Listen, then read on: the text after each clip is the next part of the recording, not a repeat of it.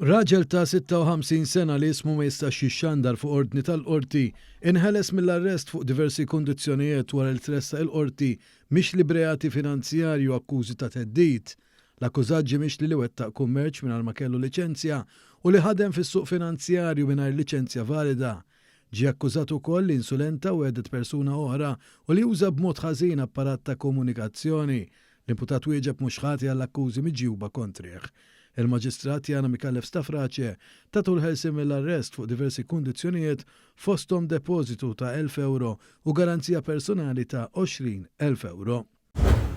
Żagħżugħ ta' 18-il sena baqa' jinżamm arrestat wara li tressa l-qorti mixli li weġġa b'mod gravi lit-tfajla tiegħu.